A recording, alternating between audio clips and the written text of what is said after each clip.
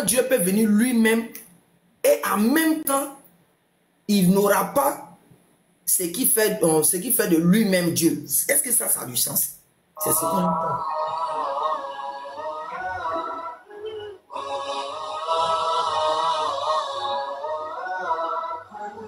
C'est qui Pour dire aux uns aux autres. Une chose, notre imam, notre icône. C'est pour dire aux uns aux autres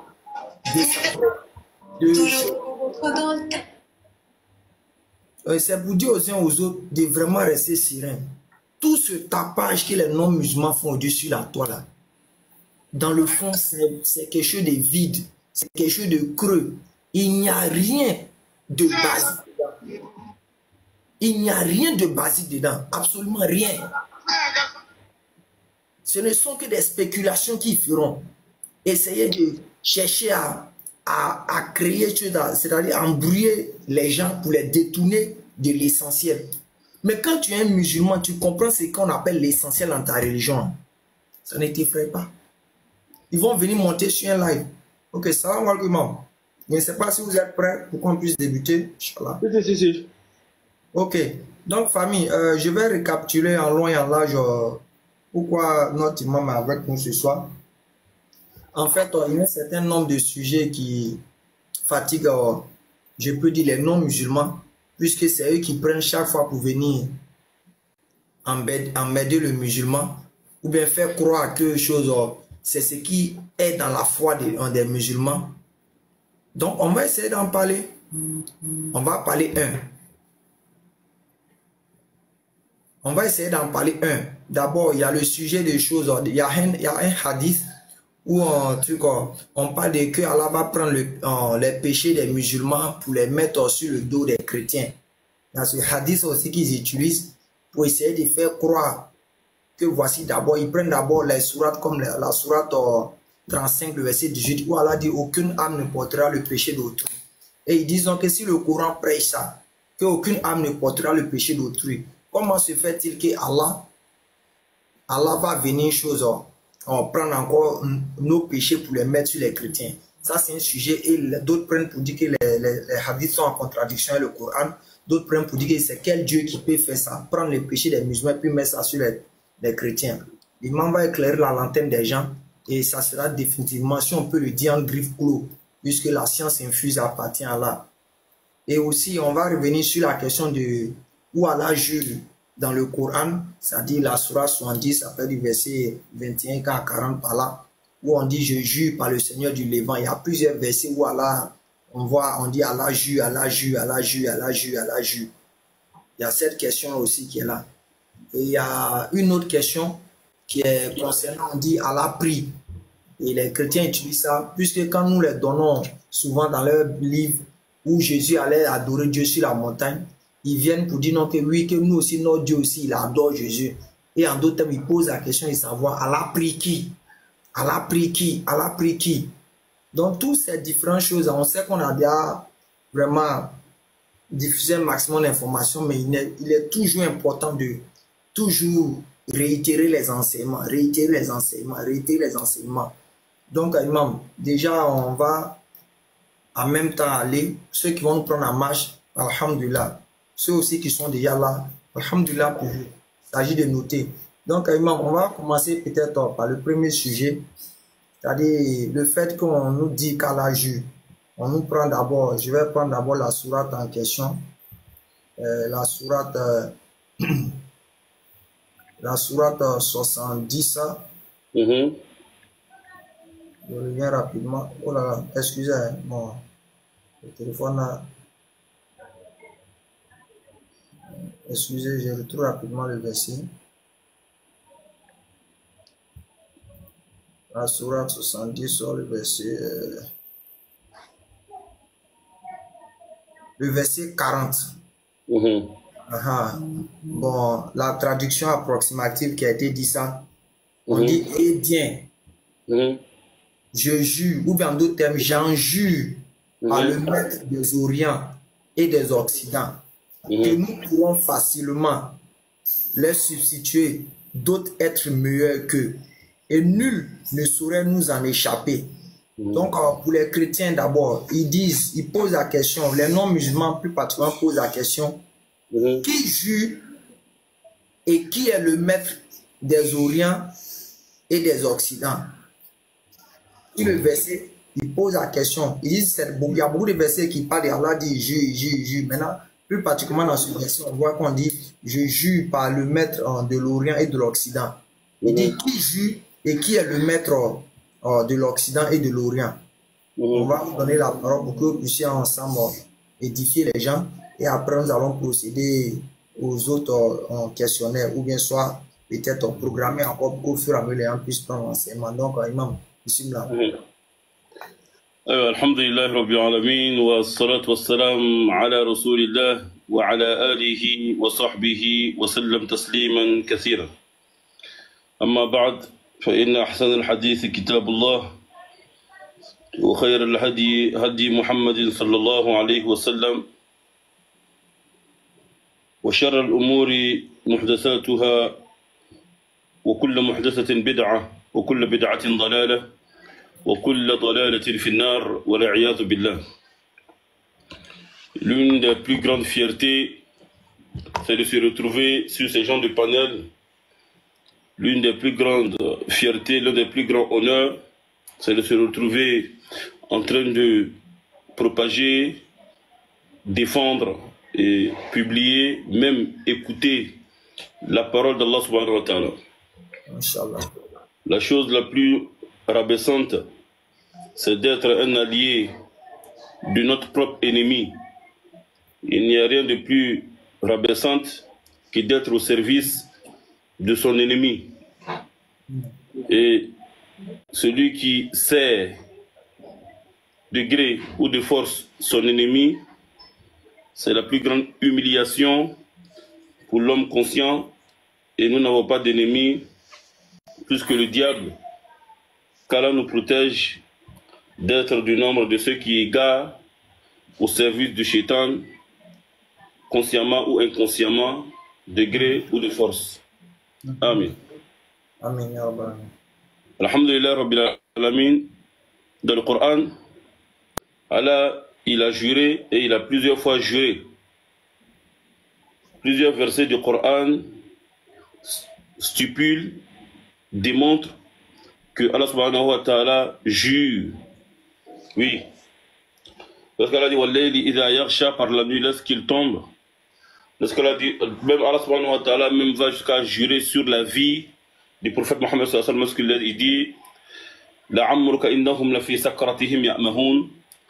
Par ta vie, Allah subhanahu wa ta'ala dit à Rasulullah, par ta vie, ils sont dans les égarements en train de se noyer ou en train de nager. Donc Allah il dit sur beaucoup de choses. Alors, la question c'est de savoir comment est-ce que Allah subhanahu wa ta'ala, pourquoi Allah subhanahu wa ta'ala interdit à sa création ou à sa créature que nous sommes de jurer sur les créatures. Lui-même Allah, il jure sur les créatures. Et donc ta question que tu viens de donner tout à l'heure, de savoir que par le Seigneur de l'Orient et de l'Occident, donc la question à poser, c'est qui le Seigneur de l'Orient et de l'Occident? Vraiment, ça va me plaire qu'Inch'Allah, cette vidéo soit enregistrée. Le Père, tu profites pour enregistrer la vidéo. Donc Inch'Allah, voilà, ça va être pour beaucoup de personnes, Inch'Allah. Donc en réalité, parce que Dieu a dit, je jure par le Seigneur de l'Orient, c'est comme si Allah subhanahu wa ta'ala est en train de dire, au lieu de dire je jure par moi-même, il est en train de jurer par le Seigneur de l'Orient. Donc il est en train de dire, il est en train d'indiquer le Seigneur de l'Orient sans dire c'est lui. C'est comme s'il y a un autre Dieu. Le style coranique est un style que celui qui n'a pas fait ce qu'on appelle Al-Balagha. Al-Balagha qui est une science qui nous permet de connaître les paraboles, le style du Coran. Tu vas beaucoup t'égarer dans la méthode de la parole de Allah subhanahu wa ta'ala. Par exemple, lorsque Allah subhanahu wa ta'ala dit à Moussa alayhi salam, adore ton Seigneur, ou dit à Rasul sallam, adore ton Seigneur, au lieu de dire adore-moi, La question c'est de poser, alors, qui est le Seigneur de Mohammed? Puisque Allah lui demande d'adorer son Seigneur, au lieu de dire, il faut m'adorer. Quand Allah dit, Qul huwa Allahu ahad, dit c'est lui, Allah l'unique. La question c'est de poser, pourquoi il n'a pas dit c'est moi, Allah l'unique, et il a dit c'est lui, Allah l'unique. Donc, c'est un style du Coran, c'est un style linguistique pour Allah subhanahu wa ta'ala d'indiquer, lorsqu'on parle de l'absent, l'homme a la curiosité de savoir qui est-ce qu'il est. Sinon, le même qui parle du Seigneur comme s'il était absent, finit par dire que c'est lui, l'absent et le présent, le caché et l'apparent. Donc si Allah dit qu'il est le caché et l'apparent, donc quand il parle de lui, alors il parle de lui comme l'absent et le présent. C'est pourquoi il dit souvent dans le Coran, Wa'budni wa aqim as-salata li zikri. Adore-moi et fais la prière afin de te rappeler de moi. Et ailleurs il dira Wa'bud rabbaka hatta ya'tiyaka al-yaqin. Adore ton Seigneur jusqu'à ce que la mort te parvienne. Donc souvent il dit adore-moi et souvent il dit adore-le. Donc adore-le dans le sens du caché, adore-moi dans le sens du présent, parce que c'est lui le caché et l'apparent. Donc s'il prend tous les deux styles, la question on pose, si quand il parle du caché, on demande qui est le caché, il dit c'est moi. Quand il parle de l'apparent, on dit qui est l'apparent, il dit c'est moi. Donc tout se retrouve en lui, Allah subhanahu wa ta'ala. J'espère que jusqu'à là on se comprend un peu. Cheikh Adam, ça peut aller. On demande à... Oui, salam alaikum. Jusqu'à là, est-ce que l'imam a développé, est-ce que les gens voient où l'imam s'en va? Puisque l'objectif d'abord c'est pour les uns les autres. Bon, il y a d'autres qui disent l'imam c'est flou pour eux. Il y a d'autres qui disent oui et ils comprennent. Excusez-moi, je vais brancher le micro. On m'attend bien? Oui, on vous attend parfaitement, imam. Ok, je vais résumer ma parole, Inch'Allah.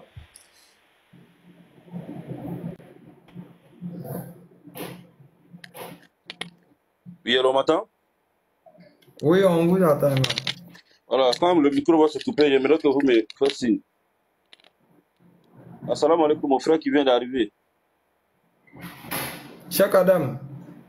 Cheikh Adam. Allô? Bon. Oui, allô, imam, allons-y. Ok, donc je vais récapituler. Lorsqu'Allah subhanahu wa ta'ala dit adore-le ou adore ton Seigneur, au lieu de dire adore-moi, et souvent il dit adore-moi au lieu de dire adore-le. Adore-le dans le sens de adore celui qui n'est pas là. Donc le caché. Adore-moi, en d'autres termes, celui qui est là. Donc l'apparent. La question qu'on pose maintenant, c'est qui est le caché et c'est qui est l'apparent. Allah dit, c'est moi le caché, wa huwa al-zahiru wa huwa al-batinu. Il dit, c'est moi le caché et c'est moi, comment on appelle ça, l'apparent. C'est bon? Donc, lorsqu'il dit adore le caché, adore-le, en d'autres termes, celui que tu ne vois pas. C'est bon? Adore-moi, en d'autres termes, celui que tu vois, mais bien sûr avec ton cœur, car les yeux ne le voient pas. Ce sont les cœurs de les poitrines qui arrivent à voir Allah subhanahu wa ta'ala. Jusque-là, j'espère qu'on a compris ça. Oui. Ok. Donc, le sujet maintenant, c'est de savoir, lorsqu'Allah subhanahu wa ta'ala jure maintenant. Pourquoi est-ce qu'Allah subhanahu wa ta'ala jure alors que nous, il nous a interdit de jurer? On a salué le cheikh Adam, on dit salam alaikum wa rahmatullah. Wa alaikum salam wa rahmatullah wa barakatuh, imam. J'espère que vous allez bien. Bien, bien aimé, alhamdulillah. Bonne arrivée. Merci beaucoup, Fadal. Alors donc, comme on disait tout à l'heure, en réalité, la question qu'on pose maintenant, pourquoi est-ce que Allah il nous interdit quelque chose et puis lui-même il fait? C'est ça la question, puisque il nous interdit de jurer sur les créatures et puis lui, il jure sur les créatures. En introduction, chez les humains, personne n'est au-dessus de la loi. Car nous sommes tous égaux devant la loi, à Takbir. J'espère qu'on me suit et j'aimerais que, Inch'Allah, si le frère Ekra vient, on va continuer. Voilà. Donc, on est tous, les humains, nous sommes tous égaux vis-à-vis de la loi. La loi, c'est pour tout le monde parce que nous sommes tous des humains. Donc, nul est au-dessus de la loi et des principes. Donc, puisque nous sommes tous les mêmes, donc la loi doit courir sur chacun d'entre nous. Mais la question, qui est égal avec Dieu? Personne. Alors donc, il est au-dessus de la loi. Oui. Il est au-dessus des principes. Oui. Et il est au-dessus des prescriptions. Effectivement. Quand on dit que quelque chose est interdit, c'est pas à Dieu c'est interdit. Effectivement. Alors donc, si on dit tuer est interdit, c'est pas à Dieu c'est interdit. Lui, il tue matin, midi, soir. Puis on va dire pourquoi est-ce que lui aussi il fait du mal, alors qu'il a dit pas qu'on va faire du mal. On peut rendre les gens riches, ça fait c'est du bien, mais rendre les gens pauvres, quelqu'un pauvre, gâter sa richesse, c'est pas bon. Mais Dieu rend qui il veut riche, il rend qui il veut pauvre. Les lois ne sont pas sur lui. Lui, il fait ce qu'il veut, dans la foi musulmane comme dans la foi chrétienne. Donc, les principes et les lois ne courent pas sur Dieu. Donc, la loi islamique, par exemple, dit que nous ne devrons jurer que sur le Créateur. Cette loi-là, c'est pour qui? C'est pour les humains. Ok. Quand on dit qu'il ne faut pas être orgueilleux, cette loi-là, c'est pour qui? C'est pour les humains. Mais Dieu lui dit, c'est lui l'orgueilleux. Donc la loi qui dit de ne pas être orgueilleux, cette loi-là, c'est pour nous. Effectivement. Nous, chez les hommes, on dit de ne pas faire ce qu'on veut. Il faut faire ce qui est bon. Effectivement. Mais Dieu il dit, je fais ce que je veux. Même si que tu penses que c'est pas bon. C'est bon? C'est bon, imam, ça va. Donc, en réalité, les lois, si on a compris, mais d'abord, maintenant, les lois, les principes n'engagent que les humains pour mettre de l'ordre dans leur vie, dans leur quotidien et dans ce qu'ils vont faire et dire.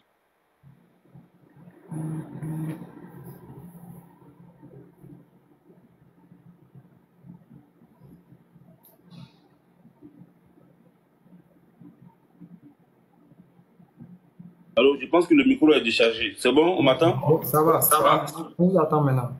Ok, donc, ce que moi je pense bon, bien et bien dit peut être mauvais, mal et désagréable chez Allah subhanahu wa ta'ala. Par exemple, je peux dire à quelqu'un que je t'aime. Islamiquement, c'est permis.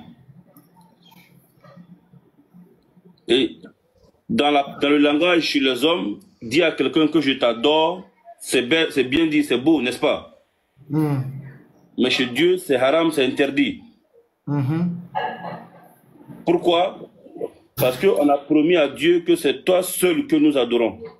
Effectivement. Donc, dire à Dieu que c'est toi seul, j'adore, et aller dire à quelqu'un d'autre encore que je t'adore, ça fait de l'association. Effectivement. Alors, ça devient haram, c'est interdit. Donc, nous, on peut trouver ça bizarre. Mais ça n'a rien de mal, non, ça n'a rien de mal d'avoir votre manière de parler, mais ça a quelque chose de mal avec Allah subhanahu wa ta'ala quand il s'agit de Dieu. C'est bon? C'est bon, imam. Je ne vais pas aller rapidement sans que les étapes soient comprises. C'est bon, imam. En tout cas, on suit, hein, on suit. Je vais pas faire sortir tout. Très bien l'enseignement.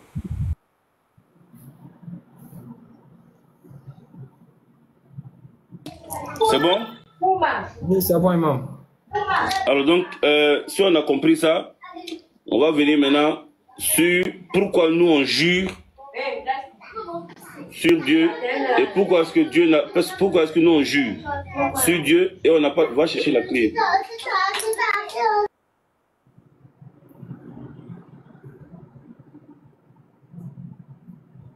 Excusez-moi. Pourquoi nous on jure sur Dieu et on n'a pas le droit de jurer sur autre chose que Dieu? D'abord, la philosophie de jurer, c'est quoi? Le but de jurer, c'est quoi? L'objectif de jurer, en réalité, c'est de prendre quelque chose comme témoin pour rendre vrai ou pour convaincre celui à qui nous nous adressons. Donc quand je dis par exemple, tu dis à quelqu'un de jurer sur la tête de son enfant, lorsqu'il ment, il va refuser. Parce que cette tête-là est trop importante pour lui. Donc il ne va pas accepter de jurer sur sa tête parce qu'il sait qu'il ment. C'est bon? Ok, ça va, imam. Mais lorsque tu lui dis de jurer dans le mensonge sur quelque chose qui n'est pas important, il va le faire. Oui. C'est vrai, c'est bon? C'est bon, imam. Dieu nous interdit, nous, de jurer sur autre chose que lui, parce qu'il refuse qu'il y ait quelque chose d'important chez nous, plus que lui. Effectivement. C'est bon? Oui. Donc le musulman n'a pas le droit de jurer sur autre chose que Dieu, parce qu'il ne doit pas avoir quelque chose de plus important dans son cœur que Dieu. Oui. C'est bon? Ça va, imam. Alors Allah, pour nous montrer que lui, il y a beaucoup de choses qui sont importantes chez lui, telles que la vie du prophète sallallahu alayhi wa sallam. Alors Dieu jure sur la vie du prophète dans le Coran. Donc on va regarder maintenant pourquoi, à quel moment Allah jure sur par exemple la vie du prophète Mohammed sallallahu alayhi wa sallam. C'est bon? Ok. J'aimerais que, Inch'Allah, si les étapes ne sont pas comprises, qu'on pose des questions avant qu'on dépasse les différentes étapes. Mais j'espère que c'est compris. Bon, un commentaire, si vous voyez, actuellement, si vous suivez le fil, dites-nous oui, on a compris, pour qu'on puisse ensemble avancer. L'objectif, comme on a dit, c'est pas pour parler, mais c'est pour que les gens comprennent, en fait, cette question qui fatigue. Ok, il y a déjà une personne qui dit ça va. Oui, il y a deux qui disent on suit. Les gens signalent que ça va. Ok. Donc, quand on donne la compréhension. Amina. Donc, le Père suivant nous prend la sourate 15, le verset 72. La sourate 15, verset 72. Je trouve rapidement la sourate. Sourate 15. Verset 72. Ok. Sourate 15, verset 72. Par ta vie. Par ta vie. Dieu dit, je jure par ta vie, ya Mohamed. Ils se confondaient dans leur délire. Je pas vu. Allô? Oui? Par ta vie. Ils se confondaient dans leur délire. Allah dit, je jure par ta vie, oh Mohammed. Ils se confondaient dans leur délire. Ils sont mélangés eux-mêmes dans leur délire. Donc alors, ici, ce qu'on a besoin, c'est que Allah jure sur la vie de Mohammed sallallahu alayhi wa sallam. La vie de Mohammed là, qui a créé? Quelle est l'importance de la vie de Mohammed? La vie de Mohammed consiste à guider les gens de l'obscurantisme vers la lumière. Effectivement. Donc, cette vie qui est si importante aux yeux de Dieu, Dieu jure sur ça. Pas parce que cette vie-là est plus grande que Dieu. Pas parce que cette vie... Non, non, non. Mais simplement, Dieu veut nous montrer combien de fois cette vie-là est importante. Donc nous, les musulmans, désormais, nous allons nous intéresser à la vie du prophète sallallahu alayhi wa sallam. Parce que sa vie est pour nous une miséricorde, une guidée. Sa vie est pour nous une lumière et une leçon. D'où tous les musulmans doivent aller s'intéresser à la vie du prophète. Si Dieu jure sur quelque chose, tout le monde va commencer à s'orienter sur cette chose pour voir que parce que cette chose est importante pour Dieu. C'est bon? Oui, ça va, imam. Ok, donc ça c'est la première réponse, j'espère, à ta première question. Nous allons suivre, Inch'Allah. Ok, donc en résumé, l'imam, si je peux essayer de résumer les propos de l'imam. D'abord, l'imam nous a fait comprendre le premier aspect que chacun doit comprendre, c'est-à-dire les interdits de Dieu et les interdits des hommes. C'est-à-dire ce qui est interdit chez nous les humains n'est pas ce qui est interdit chez Dieu. Et les interdits et les prescriptions. Les interdits et les prescriptions. Ok. Les interdits et les prescriptions sont définis par Allah. C'est lui qui a fixé les interdits pour nous. Voici tel type d'interdit. Quand on dit peut-être de ne pas appauvrir quelqu'un. Un homme ne peut pas appauvrir quelqu'un. Mais Dieu, il peut appauvrir les gens. On dit de ne pas vivre comme on veut. Mais Dieu, il fait ce qu'il veut. Donc, il y a un parallèle, mais par rapport à Dieu, lui, ses interdits, c'est propre à lui. S'il peut m'exprimer, c'est plus les hommes, leur interdit, c'est propre à eux. Et dans ce Par exemple, sens, Dieu s'interdit certaines choses et il se permet certaines choses. Effectivement. Par exemple, Dieu dit Inna Allah harrama dhulma ala nafsihi wa ja'alahu baynakum muharraman fala tazalamu. Dieu a rendu l'injustice, il s'interdit l'injustice et il vous a rendu ça interdite, alors ne soyez pas injustes les uns envers les autres. Donc Dieu lui-même s'interdit ça. C'est bon? Et à nous aussi, il nous a interdit. Dieu maintenant nous a permis certaines choses et à lui-même il s'est interdit. Par exemple, Dieu nous a permis d'avoir des enfants, il nous a permis d'avoir des femmes, il nous a permis de dormir et il s'est interdit ça. Lui-même, Dieu s'interdit d'avoir des enfants, il s'interdit d'avoir des femmes. Lui, Dieu s'est mis ça sur lui-même interdit, il n'en a pas besoin. S'il voulait, il dit si je voulais, si je voulais, j'allais le faire. Si je voulais, j'allais prendre ces femmes-là pour moi si j'en avais besoin. Mais il l'interdit parce qu'il n'a pas besoin. C'est bon? Et c'est de la même manière, Allah subhanahu wa ta'ala aussi se permet de jurer sur ces créatures pour montrer la grandeur de ces créatures-là et l'importance de ces créatures, mais il interdit à ces créatures de jurer sur des créatures pour montrer que c'est lui ce qui doit être important.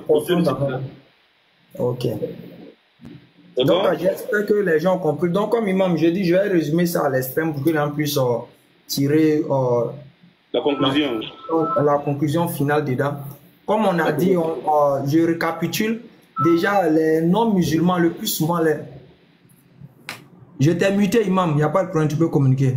Donc, comme je l'ai dit, famille, les non-musulmans, est-ce que beaucoup de personnes n'arrivent pas à comprendre pourquoi Allah jure sur sa création? Et surtout, les non-musulmans font le parallèle avec ce que est soi-disant dans leur Bible.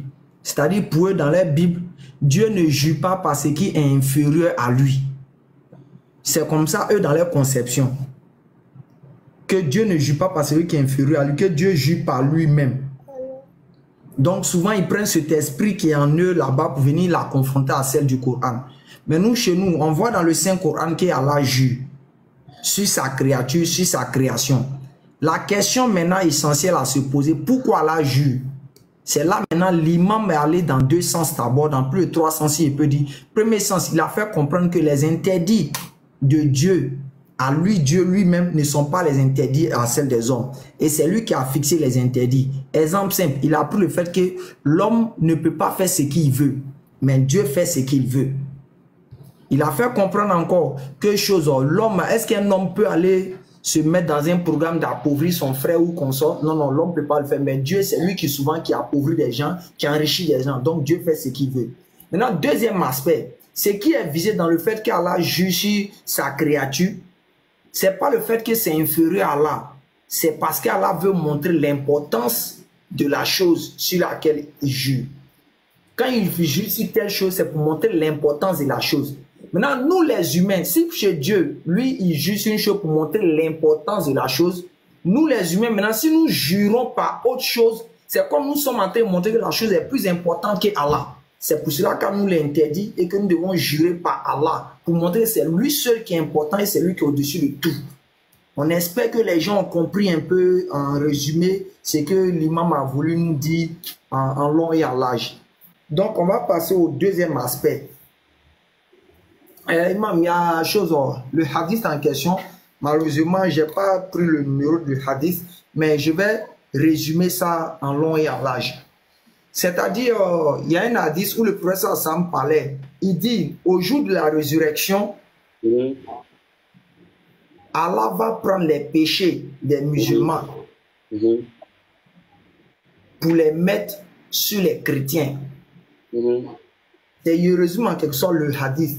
Donc les non-musulmans et les péchés des musulmans, il va mettre ça sur les chrétiens et les juifs. Donc d'abord les non-musulmans analysent ça sur deux aspects. Premièrement, il dit comment un tel Dieu peut être contre les juifs et les chrétiens. Et comment un tel Dieu peut venir prendre péché des gens pour mettre sur telle personne. Sachant que dans leur Coran, là, Allah a dit à la sourate 35, le verset 18, nulle âme ne portera le péché de autrui. Nulle âme ne portera le péché de autrui. Chacun est tenu responsable. Si dans le Coran, à longueur de journée, notre Coran dit non que personne ne prend le péché d'autrui là-haut, comment se fait-il que dans le hadith qui est là, que souvent on dit c'est authentique par-ci par-là, le hadith ça vient dire non que ils vont prendre le péché des musulmans pour mettre ça sur les chrétiens. Comment ça s'explique? C'est qu'il y a une contradiction, que c'est pas un vrai Dieu qui parle. Donc, ici là. Ok, en réalité. Imam, excusez, si les gens connaissent le numéro du hadith en question, ils peuvent le mettre en commentaire, il n'y a pas de problème. J'ai essayé de le chercher ici rapidement. Je vois très bien le hadith. D'abord, je vous invite de prendre la sourate 16 et le verset 25. Sourate 16, verset 25.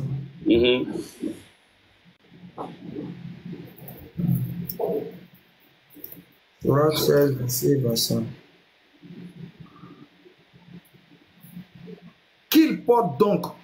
Bon, je remonte un peu au verset 24. Non, vas-y. Lorsqu'on leur dit au verset 24, lorsqu'on leur dit, qu'est-ce que votre Seigneur a fait descendre? Ils disent des légendes anciennes. Au verset 25, qu'il porte donc au jour de la résurrection tous les fardeaux de leurs propres œuvres, ainsi qu'une partie des fardeaux de ceux qu'ils égarent, sans le savoir. Combien est mauvais le fardeau qu'ils portent? Je reprends encore pour que l'on puisse comprendre. Sourate 16, verset 25. Qu'ils portent donc au jour de la résurrection tous les fardeaux de leurs propres œuvres, ainsi qu'une partie des fardeaux de ceux qu'ils égarent sans le savoir. Combien est mauvais le fardeau qu'ils portent? La question qu'on pose, ils ont dit que dans le Coran, Dieu a dit personne ne porte le fardeau des autres. C'est pas ça? Mais alors qu'ici, on voit que Dieu dit qu'ils vont porter le fardeau de d'autres personnes, en plus de leur propre fardeau. Ok. La question maintenant, quand Dieu dit que les musulmans, leurs fardeaux seront portés par des juifs et par des chrétiens, il faut contextualiser toujours les hadiths quand ils viennent. Il y a, quand on dit les juifs, généralement dans le Coran, généralement on parle des mauvais juifs. Et quand on parle négativement des chrétiens dans le Coran, négativement des chrétiens dans le Coran, généralement on parle des mauvais chrétiens. Sinon le Coran a bien mis la différence entre les bons juifs et entre les bons juifs et les mauvais chrétiens et les bons chrétiens. Le Coran, des versets coraniques ont donné bel et bien la différence entre ces deux. Mais pour avancer, il est important de donner ce verset d'abord avant qu'on va avancer. C'est bon? Ok. Pour voir que dans le Coran, nous avons des bons juifs et des bons chrétiens, des mauvais juifs et des mauvais chrétiens, n'est-ce pas? Oui.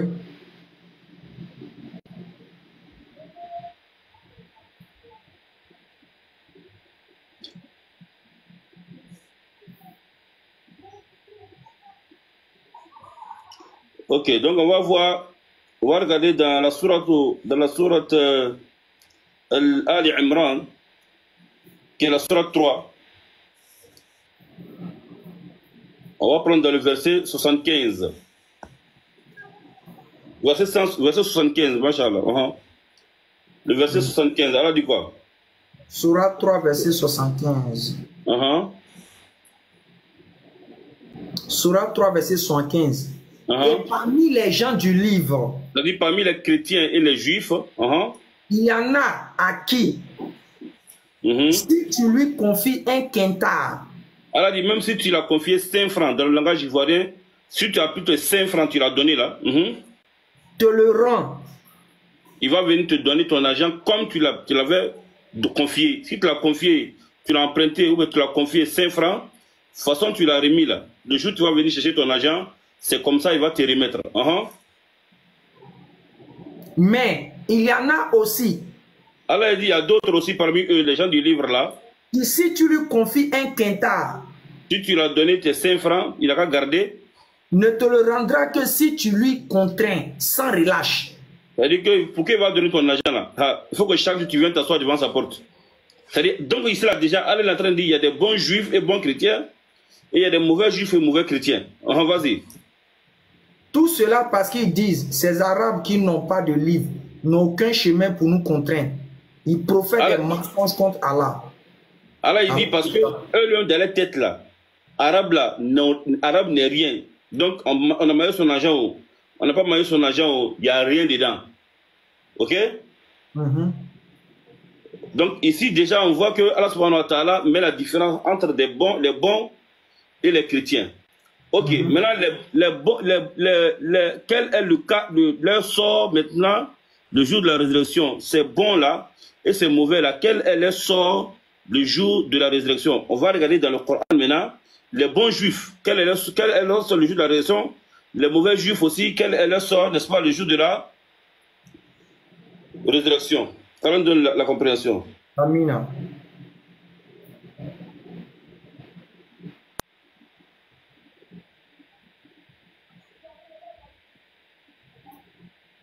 Donc, en nous signifiant aux uns aux autres, j'espère que ça va. Si ça va, vous pouvez nous dire en commentaire, oui, ça va, on comprend. Donc, on va regarder la sourate 2, le verset 62. Sourate 2. Le verset 62. C'est parti.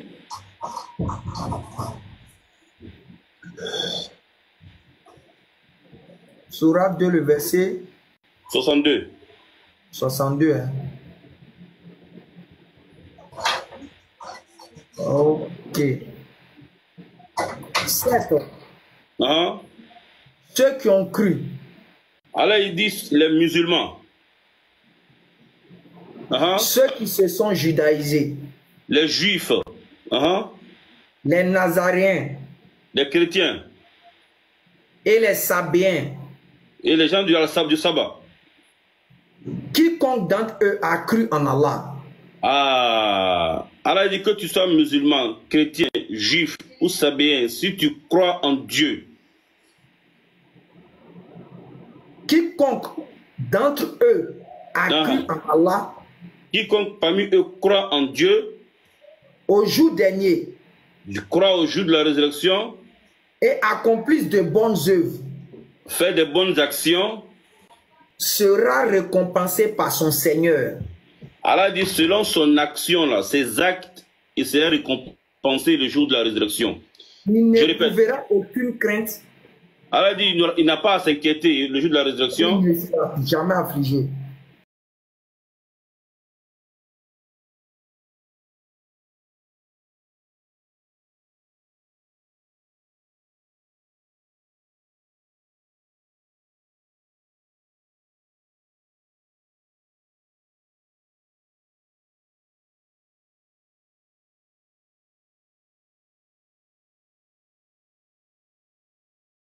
Des fardeaux des chrétiens ou des musulmans sur la tête des chrétiens, alors ça va être selon l'action de ces juifs-là et ces chrétiens-là, comme l'a dit ce verset.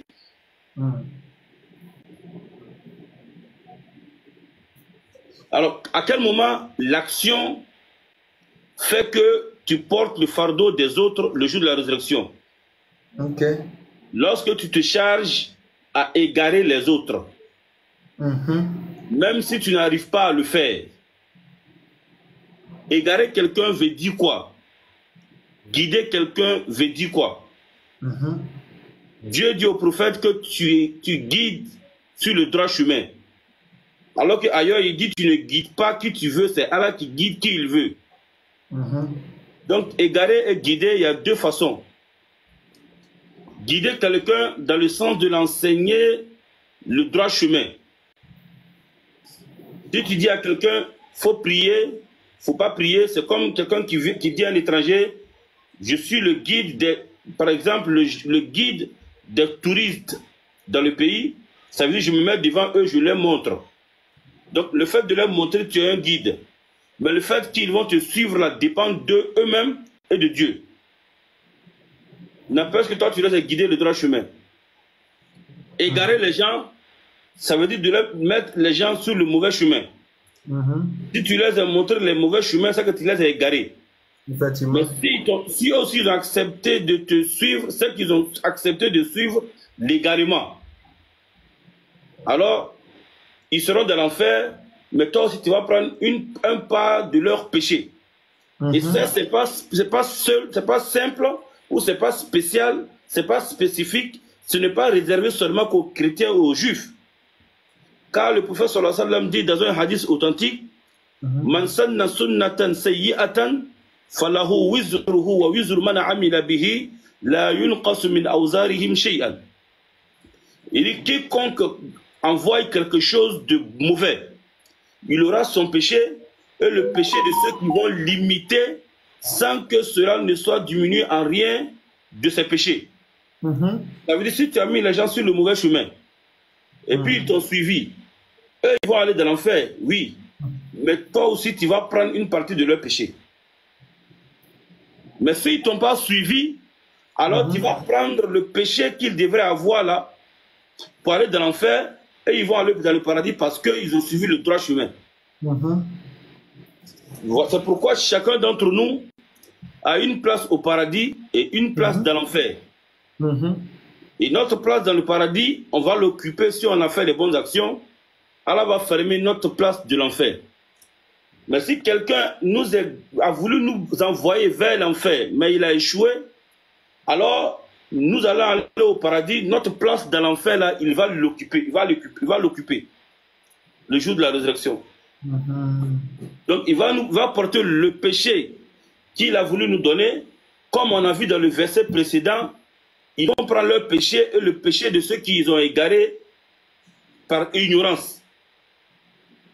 Égaré, je l'ai dit, n'est pas forcément celui qui t'a suivi, mais c'est celui que tu as voulu mettre sur le mauvais chemin en le montrant les films de porno, en faisant la promotion des films X, en faisant la promotion de l'homosexualité, en les mettant sur le mauvais chemin, mais Dieu les a guidés. Alors tu vas prendre le péché de l'acte que tu as posé le jour de la résurrection. En commentaire, si ça va, vous répondez oui, oui, que ça va. Vous comprenez, ça va. Donc, j'espère que, avec les versets qu'on a dit, l'explication est claire, même s'il y a un peu de gymnastique dedans. Nous avons besoin, n'est-ce pas, de faire travailler notre cerveau, notre intelligence. Je sais que tout le monde ensemble, alhamdoulilah, ici est intelligent. Donc, on a besoin de faire, c'est un peu, c'est pas des prêches, c'est des leçons, c'est des cours. Voilà, ce qui a besoin d'un peu d'effort pour comprendre. Et puis, les questions sont les bienvenues. Ok. Donc, Imam, alhamdoulilah, la grande majorité de nos qui voient, ils comprennent. Donc, comme je l'ai dit, le premier point qu'on a traité, on a parlé de choses, la question de pourquoi Allah jure. Pourquoi Allah jure, on a expliqué en long et en large. Deuxièmement, on a parlé de la question de pourquoi les gens vont prendre les péchés d'autres personnes, sachant que le Coran en a clairement dit à certains passages que personne ne prendra le péché d'autrui. L'imam m'a expliqué d'abord en donnant la sourate 16, le verset 25, où Allah nous présente par là que d'abord, les gens vont prendre leurs propres péchés et le péché de ceux qui égarent sans le savoir. Et l'imam a expliqué le type d'égarement et le type de la guidée. C'est-à-dire, soit quand tu viens inciter quelqu'un à faire du désordre, du péché, peut-être tu n'as pas réussi. Mais il ne faut pas penser que comme tu n'as pas réussi, l'acte n'est pas accompli sur lui, toi tu es libre. Non, non, non. Le fait que tu as posé l'acte de pouvoir l'égarer, ça déjà c'est déjà un péché sur toi qui t'attend. Et que tu vas répondre à ça. Et lui déjà, après avoir résisté contre la désobéissance que tu as mis sur lui, lui il aura la récompense auprès de son Seigneur. Donc ici, comme, ok, donc merci comme la seule signifie le libre arbitre, le fait de faire son choix. Et maintenant, l'imam a fait la différence entre les deux types de chrétiens. La sourate 3, il a pris la sourate 3, il croit bien le verset 75.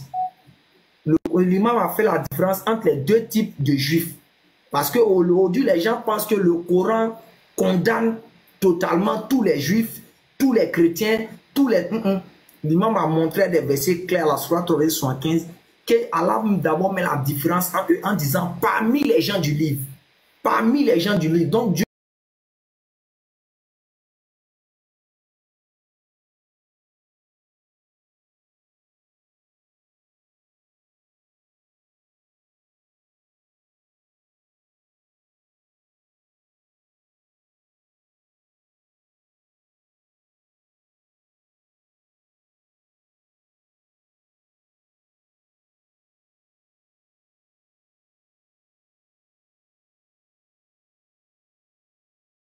le libre arbitre.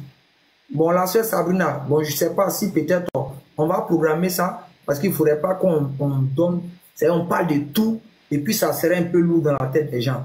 Donc, comme tu as dit, tu voulais un coup sur le libre arbitre, donc on va trouver un cadre avec l'imam, soit peut-être aujourd'hui quand.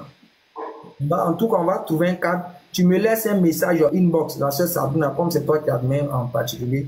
Là, comme ça, quand je vais voir ton message, on va coordonner. Puis le jour où il y aura le live, je vais t'informer de cela. Donc, on va faire ça un autre jour. Donc, l'un des points maintenant à aborder, c'est l'histoire des choses à la prix. Et il faut qu'on restitue pourquoi les gens disent ça. Parce que nous qui sommes ici, imam, c'est nous qui faisons l'interreligieux. Et nous avons, bon, on essaie de donner des versets à nos parents chrétiens pour leur faire comprendre que Jésus n'est pas Dieu, ceci, cela. Et parmi cela, on leur donne souvent un verset qui est dans leur livre, c'est-à-dire Luc chapitre 6, verset 12, qui est dit ensuite, en ce temps-là, Jésus alla sur la montagne où il passa toute la nuit à prier Dieu. Donc on leur dit, mais Jésus, il allait sur la montagne, il priait qui là-bas? Donc eux aussi, selon eux, ils ont trouvé aussi la même chose dans le Coran. Donc ils sont prêts à la sourate 33, le verset 56, où on dit Allah et ses anges prient sur le prophète. Donc ils posent la question, Allah prie qui? Voilà la question qu'ils posent. Allah prie qui? Ils vont sur la sourate, je crois bien la sourate 40. La sourate 40, je crois bien le verset 11 par là, si je ne m'abuse. Nous disons que c'est lui Allah et ses anges qui prient sur vous afin de vous faire sortir des ténèbres à la lumière. Donc ils ont ce type de versets qu'ils prennent pour aussi corroborer soit les dire. Ils disent non que si eux les dieux prient, nous aussi notre Dieu aussi il prie. Donc ça veut dire que si nous concluons que le Dieu prie un autre Dieu, il n'est pas le vrai Dieu, c'est nous aussi notre Allah aussi qui prie un autre, qui prie aussi, n'est pas le vrai Dieu. Donc on veut comprendre en fait ces versets là et puis essayer d'écrire la l'antenne des gens, Inch'Allah ta'ala. Inch'Allah. D'abord il est important, comme je l'ai dit, j'aimerais que tu prennes la sourate, la première sourate qui est dans la sourate Al-Ahzab. ولدي هو الذي يصلي عليكم سبحان الله إن الله وملائكته يصلون على النبي. Faut prendre le verset en français, tu vas dire. Sourate 33.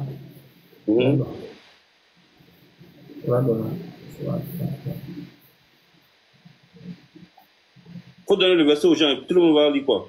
Ok. Sourate 33, le verset 56.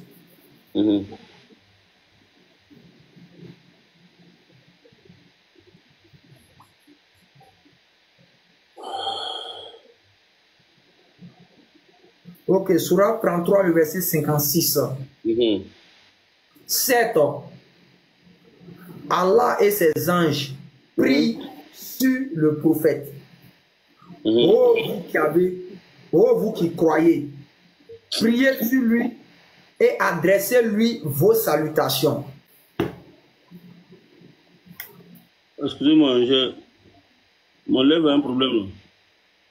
On t'attend, hein? On t'attend. Il y a quelque chose qui s'affiche sur mon écran, quoi. Le live prendra fin dans 4... Ils vont t'envoyer un truc que tu dois prendre pour... Tu dois faire correspondre. Il faut bien regarder. Ils vont envoyer vérifier pour continuer. Vérifier, continuer, appuie dessus et puis ils vont te montrer un puzzle que tu dois faire correspondre là. Il faut tirer ça, un truc. Tu appuies, tu cliques, ils vont t'envoyer un truc, tu dois tirer. Ah, c'est bon. Ok. Donc, je reprends le verset. Surah 33, le verset 66. 7. Allah et ses anges prient sur le prophète. Oh, vous qui avez cru. Priez sur le prophète et adressez-lui vos salutations. Ok. Maintenant, regarde. Tu vas rentrer dans le... Tu rentres dans... comment on appelle ça? Tu cherches ça là. Tu connais, tu vois ça là?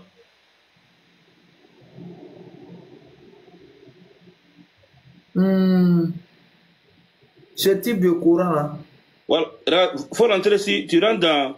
Tu écris Surat 33, verset 56 là. Tu écris sur Google. Et puis tu vas voir Coran seul.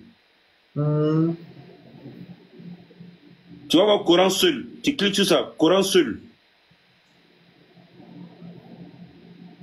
Coran seul.com quoi. Mais c'est écrit Coran seul. T'as vu? Bon, attends, la connexion va se là. Bon, ma connexion d'abord bug, hein, le temps que ça. Ok, bon, si tu rentres dans le Coran seul, tu vas voir, ils vont te proposer plusieurs traductions du mot Yusalluna, plusieurs traductions du mot Yusalluna. Allah et ses anges prient là, le mot prie là, qu'ils ont donné dans la traduction standard là. Parce que ce qui est dans le livre qui est dans notre main, c'est la traduction standard. C'est bon? Mais il y a plusieurs livres qui expliquent, qui font la traduction aussi du français. Donc on a la traduction, comment on appelle ça, classique. On a la traduction, comment on appelle ça, submission. On a la traduction droit chemin. On a la traduction Momotoïde, groupe. On a la traduction aussi rérangé. Donc, enfin, le Coran, là, ce qui a beaucoup chez nous, c'est la traduction, n'est-ce pas, standard, la traduction, comment on appelle ça, classique, là. Ok, dans la traduction classique, il dit ceci, certes, Dieu et ses anges prient sur le prophète. Ça, c'est la traduction standard qu'on a. On a la traduction submission qui dit, Dieu et ses anges aident et soutiennent le prophète Mohammed sallallahu alayhi wa sallam. C'est bon? Dans la traduction droit chemin, on te dit Dieu et ses anges soutiennent le prophète. C'est bon? Allô? Bien, en fait, c'était pour montrer ce que vous avez dit. Merci. Donc, voici ça. On a chose. Voilà. Non, faut lire. Les ceux qui vont chercher vont trouver. Premièrement, on dit coranseul.com, Surah 33, verset 56. Version arabe classique du verset 56, du verset 56 de la Surah 33. On dit quoi? 7. Dieu et ses anges prient sur le prophète. Ça, c'est la première traduction. Oui, oh, vous qui croyez, priez sur lui et adressez-lui vos salutations. Maintenant, on dit traduction submission.com. Le premier que tu as lu là, ça c'est la traduction classique. Maintenant, là, tu vas lire la traduction submission. Vas-y. Dieu et ses anges aident et soutiennent le prophète. Oh, vous qui avez... Ça, c'est le même verset. C'est toujours le même verset. Hein? Vous l'aiderez et le soutiendrez et le considérez comme il devrait être considéré. Vas-y. Traduction droit chemin. Dieu et ses anges soutiennent le prophète. Oh, vous qui avez cru, soutenez-le, soumettez-vous totalement. Traduction The Monotheist Group. Dieu et ses anges entrent en contact avec le prophète. Oh, vous qui croyez, vous prendrez contact avec lui et vous vous conformerez complètement. Traduction mot à mot, réarrangé du verset depuis la base en cours de travaux. En effet, Allah, l'idéal, l'absolu et ses malaïkas, anges, font acte de solitude sur le conscientiseur, révélateur. Oh, avis à ceux qui ont eu foi, fait acte de sollicitude sur lui et harmoniser d'une harmonisation harmonieuse. Donc, voici pratiquement ça. Et ouais, maintenant, on dit en effet, en même mot, inna, racine, in. Ok, c'est bon. D'abord, on a compris que le seul mot, yusalluna en arabe, a plusieurs sens dans la langue arabe. C'est bon? Peut donner plusieurs interprétations. Le seul mot, salat, peut donner plusieurs sens. Tu peux enlever ça à l'écran. Atekbi. Le bas est là? Oui, je suis là, imam, je suis là. Voilà. Le seul mot, salat, on va d'abord aller à l'origine du mot salat. Le mot salat dérive du mot as-suilatu. As-suilatu veut dire le lien. Lien entre deux personnes. Donc quand Allah dit que Dieu yusalli ala nabi, c'est comme si Dieu était en train de dire, je me lie au prophète, moi et mes anges. Alors vous aussi liez-vous à lui. Ça, ici, on est allé à l'origine du mot salat. Mais certains savants disent que ça ne peut pas être as-suilatu, parce que si c'était as-suila, Dieu allait plus de dire inna Allah wa malaikatahu yusalluna bin nabi. Parce que si ça doit être se lier, au lieu de Allah, ça allait être bi. Mais le fait que Dieu dit Allah Nabi, ça ne peut pas être adoré aussi, ça ne peut pas être prié la personne. Puisque en arabe, quand tu veux prier quelqu'un, tu ne viens pas avec le mot Allah, tu dis yusalli nabi. Yusalli nabi, ça veut dire il le prie. Mais lorsqu'on vient avec le mot Allah, ça ne veut pas dire il le prie, ça veut dire il prie sur lui. Alors que chez nous, prier sur quelqu'un, ça veut dire la personne est faible par rapport à nous, comme nous prions sur le mort. Donc tu as vu, on dit prier sur les morts. Est-ce qu'on dit prier les morts? Non, non, non. Donc ça veut dire que le mort là, on est en train de prier sur lui. De la même manière que Dieu est en train de prier sur le prophète. Donc dès qu'on prie sur quelque chose, ça veut dire que la personne est inférieure à notre prière. Donc soit tu pries quelqu'un, soit tu pries sur quelqu'un, soit tu pries pour quelqu'un. Donc quand on prie quelqu'un, ça veut dire on l'adore. Ou on le demande.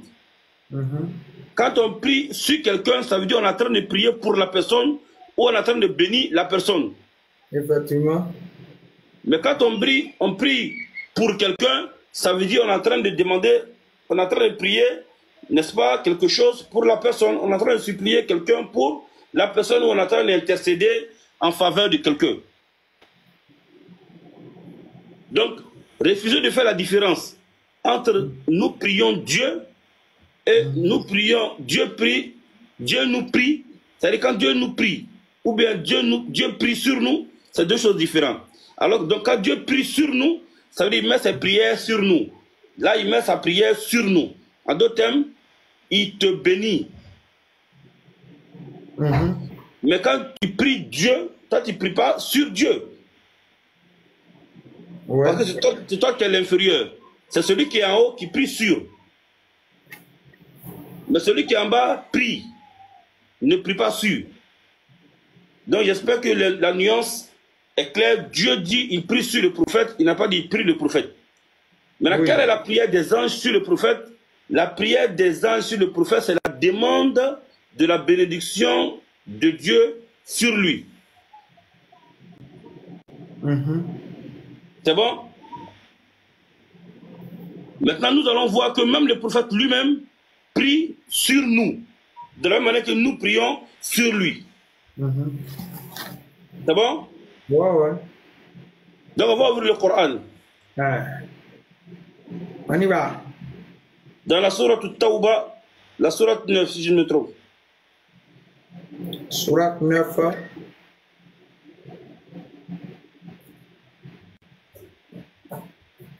Le verset 103.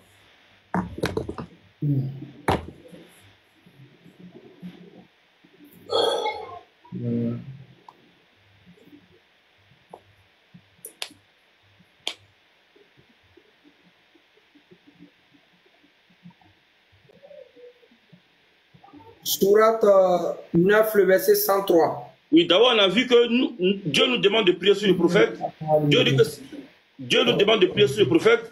Dieu prie sur le prophète. Les anges prient sur le prophète. Mais vous allez voir que le prophète même prie sur nous aussi. Vas-y. Prélève de leurs biens une sorte à laquelle tu les purifies et les bénis. Prie pour eux. Voilà. Mais ici, tu as vu, il a dit prie pour eux. Alors qu'en arabe, le même verset qui dit wa salli alayhim là, c'est la même manière qu'il a dit de l'autre côté, sallu alayhi. Ouais, ça. Je peux même attendez, imam, attends d'abord. Ils vont voir ça un peu. Mais pas qu'ils vont dire que tu es en train de dire autre chose. Regardez. Regardez ce que l'imam a dit. Vous voyez ça ici? Ce que vous avez dit là. Je prends peut-être la phonétique pour qu'ils puissent voir surtout les noms. Vous voyez ça? Le verset qu'il a donné. Voilà. Khuz min amwalihim sadaqatan tutahhiruhum wa tuzakkihim biha wa salli alayhim. Donc le même mot qui est salli alayhim là, c'est la même chose qu'il a dit lorsqu'on dit Dieu prie là. C'est la même chose où Dieu dit salli alayhi. Donc ici Allah dit salli alayhim, ça veut dire prie pour eux. Donc ça veut dire que lorsque Allah nous demande de prier sur le prophète, c'est de prier pour lui. Donc Dieu prie alors sur le prophète parce que lui chez lui, il a dit Allah, donc prier sur le prophète. Dieu prie sur lui. Le prophète prie sur nous. Nous prions sur lui aussi. Mais nous tous et le prophète, nous prions Dieu. C'est bon? Est-ce que c'est compris? Est-ce que ça va?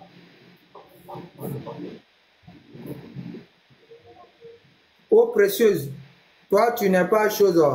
Toi tu ne peux que répondre que non, il n'y a pas de problème. Vous, on ne vous en veut pas. Les non-musulmans, on ne vous en veut pas. Il n'y a pas de problème. Vous, on ne vous en veut pas. C'est ceux qui comprennent. Maintenant, imam, j'aimerais dire quelque chose pour que les gens comprennent. Parce qu'il y a un piège que les non-musulmans font. Le verset en question, le verset coranique de la sourate 33, le verset 56. La question que les gens posent est une question qui est très mal posée, qui n'a rien à voir avec le verset. Pourquoi? Parce que le verset ne dit pas la question qu'il pose. Le verset dit quoi? Allah et ses anges prient sur le prophète. Maintenant, quand quelqu'un vient te dire Allah prie qui, ça n'a pas de sens par rapport au verset. Merci. La meilleure des questions à poser sur ce verset, Allah prie comment? Puisqu'on dit Allah et ses anges prient, ils n'ont pas dit Allah et ses anges peut-être adorent quelqu'un sur le prophète, non, ils ont dit Allah et ses anges prient. La bonne question à se poser sur ce verset, c'est Allah et ses anges prient comment? Je comprends comment ils prient. C'est là maintenant on vous donne les explications que vous êtes en train de donner. Mais quand ils viennent avec cette question, en disant Allah prie qui par rapport à ce verset, toi qui vas essayer de dire non, je vais expliquer par rapport à leur question, c'est fini, tu vas te piéger. Parce que le verset ne dit pas, ne présente pas Allah en train de prier une divinité autre pour ensuite le prophète. Le piège, c'est de dire que Allah prie même déjà. En fait, le piège, Dieu ne dit même Allah, ça le dit pourquoi Allah prie sur. Parce que dès qu'on enlève le sur, Allah prie sur le prophète dans le sur là. Dès qu'on enlève ça, la prière d'Allah perd tous ses sens. Prier sur lui là. Ça veut dire qu'il est inférieur au fait. Parce que nous, par exemple, chez les musulmans, on prie que sur les cadavres. Parce qu'ils sont inférieurs. La prière, là, c'est la bénédiction, c'est ça, non? Le prophète sallam dit as-salat huwa ad-du'a. Il dit la prière, c'est la bénédiction. Donc quand Dieu dit je prie sur lui, ça veut dire je mets bénédiction sur lui. C'est bon. Quand Dieu met sa bénédiction sur le prophète là, quand on dit je te prie, ça veut dire je te demande la bénédiction. Mais quand je prie sur toi, ça veut dire je mets bénédiction sur toi. Puisque la prière c'est la bénédiction. Est-ce que nous on peut mettre bénédiction sur Dieu? Non, non, non. C'est pourquoi on ne dit pas je prie sur Dieu. Mais quand Dieu dit il met sa prière sur nous, alors que la prière c'est la bénédiction, ça veut dire il met sa bénédiction sur nous. Effectivement. Puisque le prophète est clair en disant que la prière c'est la bénédiction. As-salatu huwa ad-du'a. Je ne sais pas si on comprend. Ok. Alors nous guidons le droit chemin. Ok, merci imam. Donc comme je le disais, voici un frère qui vient en commentaire qui dit qui exauce la prière d'Allah, le truc. Comme je l'ai dit, peut-être imam va expliquer encore comme il l'a expliqué. Comme je l'ai dit, c'est ça le problème avec vous les chrétiens. Vous posez des questions qui n'ont rien à voir avec le texte lui-même.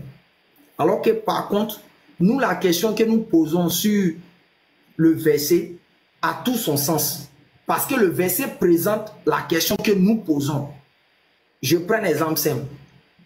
Quand nous prenons en Luc chapitre 6, le verset 12, on dit en ce temps-là, Jésus alla sur la montagne. Il passa toute la nuit à prier Dieu.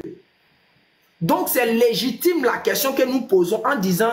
Si pourquoi on dit pas, dans le verset, on ne dit pas il priait sur Dieu et on dit il priait Dieu. Donc ça veut dire qu'il y a une différence entre prier Dieu et prier sur Dieu. Effectivement. Donc comme je l'ai dit, nous, notre question elle est légitime par rapport à la poser sur ce verset parce que le verset présente Jésus prier un autre Dieu. Mais vous, quand vous venez à cette même question que nous vous posons par rapport à votre verset en disant non, oui, votre Allah là, il prie qui là? Allons sur la base, peut-être que c'est le mot prier comme vous voulez voir. Mais est-ce que le texte présente Allah en train de prier une divinité? Non. Donc il a dit quoi? La question même que vous devez poser, ah, mais nous on dit Allah prie sur le prophète. Comment Allah prie sur le prophète? Et c'est là maintenant, vous allez voir le sens de ce qui est visé. C'est le comment vous devez utiliser sur ce verset. Le comment de prier sur lui. Le comment de prier sur lui. Voici la question intelligente que les chrétiens doivent se poser. Donc, vous, en tant que musulman, quand ils viennent avec la question de dire non, Allah prie qui? Et puis vous voulez chercher à dire non, j'ai répondu immédiatement, vous êtes déjà biaisé. Parce que la question ne va pas être le verset. Allah Akbar. Le verset, c'est qui n'est pas là. Allah Akbar, c'est clair, Lopez. Donc, imam, c'est un peu en quelque sorte ce qu'on pouvait dire aujourd'hui. Comme il y a déjà une soeur qui a donné un thème, elle dit qu'elle aimerait comprendre le libre arbitre. Parce oui, on peut parler de ça, Lopez. On peut parler de ça. En inbox, comme je l'ai dit, elle va donner les différents détails. Ça dit, soit peut-être, souvent, comme ce que tu aimes souvent m'expliquer, non, nous on veut, mais Allah accepte ce qu'il veut. Bon, souvent, donc elle va me dire en quelque sorte quelle est l'idée de ce qu'elle vise. Si tu peux la faire monter, on va poser la question. On est là, on donne seulement le temps de finition du live. Et puis voilà. Sinon, on est là, pas de souci. Hein. Ok, sœur Sabrina, je ne sais pas si... La sœur Sabrina, si tu peux venir, je vais t'ajouter en co-live, tu me... Je ne sais pas, Sabrina, attends, je vais voir.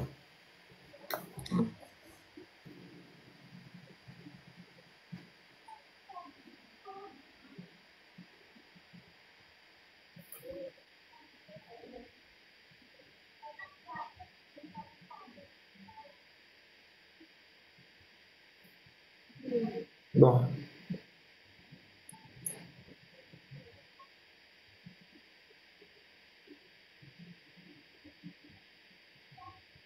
La sœur Sabrina, je ne la vois pas. Hein. Ah, ok. En tout cas, comme je l'avais signifié qu'elle me laisse un message ou... Ah ouais, la sœur, je pose la question ici. Bon, il n'y a pas de problème. Elle va poser la question ici. Donc, la sœur Sabrina, il n'y a pas de problème. On attend la question. Ok.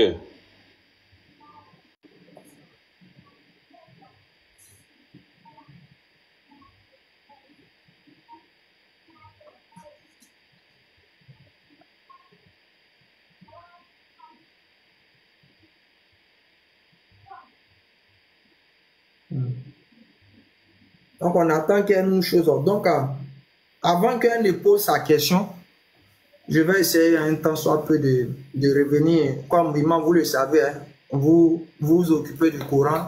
Nous, on s'occupe de choses de l'autre côté. Comme vous l'avez vu hier, quand vous avez expliqué en long et en large le sujet du retour à l'envoyeur. Quand vous avez expliqué aux chrétiens, pour leur faire comprendre, les chrétiens veulent comprendre comment on a le libre arbitre. On dit les gens veulent, les chrétiens veulent comprendre comment on a le libre arbitre. Ok. D'abord, on va ouvrir le Coran. Excusez, ils sont en train de...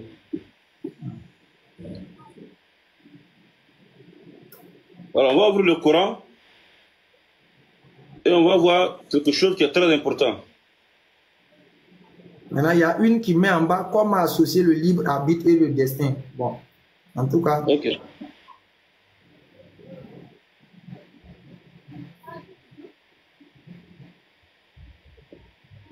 Donc, on va regarder dans la sourate 76.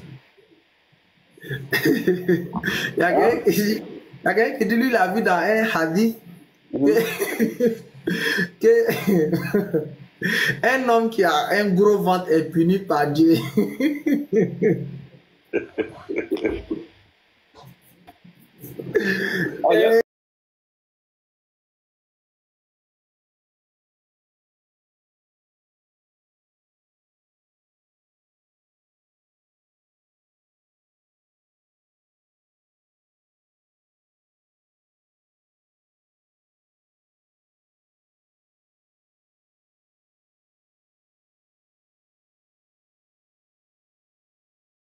Un laps de temps durant lequel il n'était même pas une chose mentionnable. Alors là, ici, je vais nous montrer le commencement de l'être humain, où il n'était pas là, il n'existait pas. En plus forte raison qu'on le mentionne, en plus forte raison qu'on parle de lui. C'est-à-dire que tu n'existais même pas, en plus forte raison qu'on dise ton nom. Vas-y. Vas-y. En effet. Oui. Nous avons créé d'une goutte de sperme mélangée. Alors, dit qu'il a créé l'être humain d'une goutte de sperme mélangée aux composantes diverses. Ok. Pour le mettre à l'épreuve.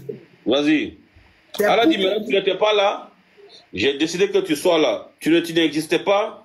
J'ai décidé aujourd'hui que tu existes. C'est pourquoi. Alors, dit, c'est pourquoi. Nous l'avons fait entendant et voyant. Voilà. C'est-à-dire que quand tu es venu là, Dieu a fait que toi-même tu vois lion en train de venir. Tu attends le cri de lion, il est en train de venir. Donc ça c'est déjà, il t'a créé, il t'a donné la capacité de voir le feu et d'attendre les gens, Dieu ça brûle les gens. Donc il a insisté que je t'ai fait attendre, et je t'ai fait entendre et je t'ai fait voyant. Nous l'avons guidé dans le chemin, qu'il soit connaissant ou ingrat. Voilà, c'est-à-dire que Dieu même te donne le libre arbitre. C'est-à-dire qu'après t'avoir créé, il a fait que tu vois, tu entends. Maintenant, il te dit, il faut choisir maintenant les deux voies. Il t'a montré, il t'a guidé vers les deux voies, à toi de choisir maintenant. Donc, à partir d'ici, il y a le libre arbitre.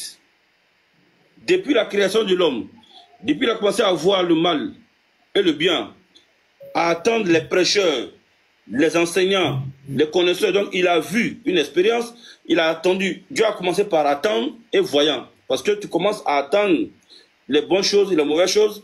Après ton expérience, tu vois dans la vie ce qui est bon et ce qui n'est pas bon. Donc tu as rassemblé entre la connaissance et l'expérience. Donc attendre, ça c'est la connaissance. Voir, ça c'est l'expérience.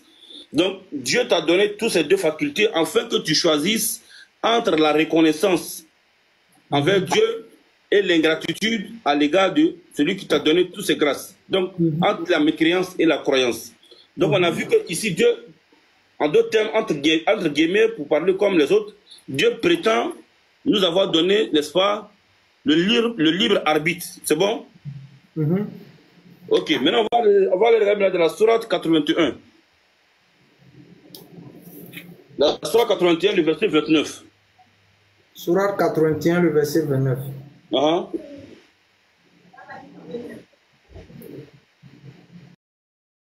Verset 27 d'abord. Ceci n'est qu'un rappel pour l'univers. Allah dit ce que je viens de dire là, dans la sourate, tout ce qui a été dit là, c'est pour un rappel pour l'univers, pour que les gens sachent d'où ils viennent et qu'ils se rappellent de là où ils vont. Pour celui d'entre vous qui veut. Allah dit, celui qui veut le rappel là. Attaque-lui. Faut répéter, il dit quoi? Pour celui d'entre vous qui veut suivre le droit chemin. Allah dit, la prêche qu'on vient de donner là, le message et le Coran, c'est pour celui qui veut suivre le droit chemin. C'est-à-dire que tu es libre. Dieu ne te force pas. Dans un autre verset, il te dira, on va venir à ça tout à l'heure. Vas-y. Mais vous ne pouvez vouloir. Allah dit, vous ne pouvez vouloir le droit chemin que si Allah veut. Que si Allah veut que vous soyez sur le droit chemin. Alors, là, maintenant, ça fait question de... on ne comprend pas. Tu as dit, si on veut sur le droit chemin, on prend le droit chemin. Mais après, maintenant, tu dis, on ne peut pas vouloir que quand toi tu veux.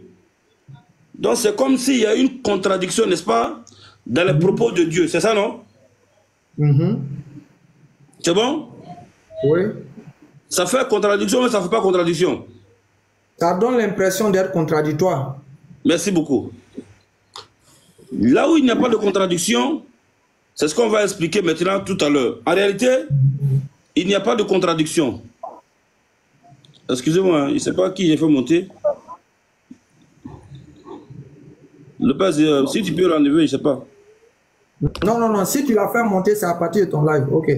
Ok. Donc, en réalité, c'est Dieu qui fait... Dieu dit que pourquoi on prend le droit chemin, ça dépend de nous. Maintenant, après, ce même Dieu dit que vous ne pouvez pas vouloir que quand lui, il veut. Et maintenant, qu'est-ce que ça veut dire? Et à partir d'ici, on dit que est-ce qu'à faire de libre arbitre, là, c'est vrai? Puisque Dieu, c'est lui qui décide. C'est ça? Ok. Parce que je veux qu'on soit méthodique. Donc, on va expliquer deux choses ici, c'est très important. Les choses peuvent être un peu compliquées, mais sachez que ce n'est pas une prêche, c'est pas un prêche, c'est un cours en quelque sorte. On a besoin de réfléchir, on a besoin de se concentrer. En réalité, quand Dieu dit que vous ne pouvez vouloir que quand lui il veut, que parce que lui il veut, c'est parce que le fait qu'on ait le libre arbitre de choisir entre le bien et le mal, c'est parce que Dieu a voulu cela. Est-ce qu'on a compris ça? Ouais. Avoir le choix entre le bien et le mal, c'est parce que Dieu veut. Sinon, on ne peut pas avoir ce choix-là entre le bien et le mal. Donc, la première volonté, c'est la volonté de Dieu. Qu'est-ce que c'est? Vouloir qu'on ait le libre arbitre. La deuxième volonté, c'est qui? C'est notre volonté. Choisir le bien et le mal. Ou le mal. Donc le fait qu'on ait le libre arbitre de choisir entre le bien et le mal, c'est parce que Dieu a voulu cela. Sinon, il allait nous obliger à être sur le faux ou bien le bon. C'est bon? Imam, vous pouvez reprendre encore les gens.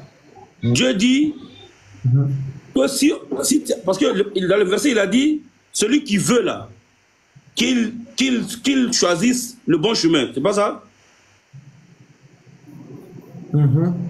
Tu peux te concentrer sur ce qu'on dit. Vas-y, Imam, on vous écoute. Dieu dit, celui qui veut qu'il prenne le droit chemin. Mais vous ne pouvez pas vouloir, vous ne pouvez vouloir que parce que Dieu veut. Donc, Allah te dit de prendre le droit chemin. Mais sache que ton choix que tu vas faire là, c'est parce que Dieu a voulu te donner le libre arbitre. Hein.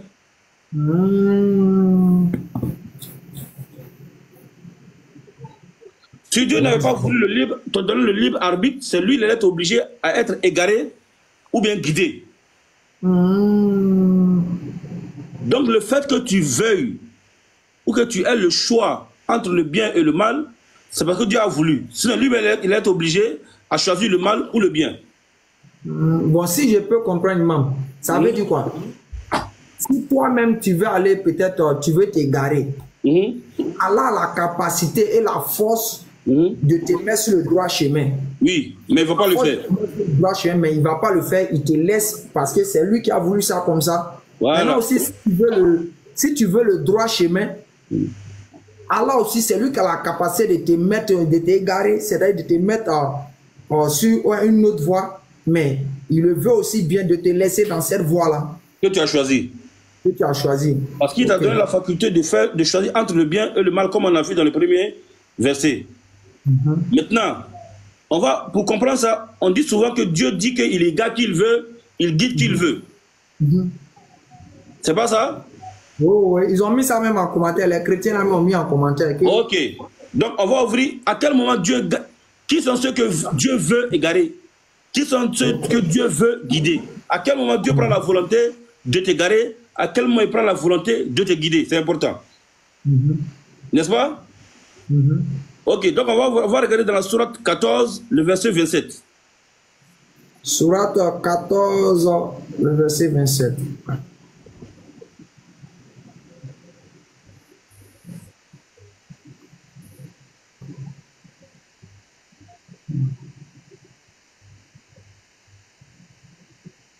Sourate 14, verset 27. Allah a fermé les croyants. Alors, ceux qui croient en Dieu, là, et qui ont choisi le droit chemin, Dieu les stabilise. Allah a fermé les croyants par une parole ferme dans la vie présente et dans l'au-delà.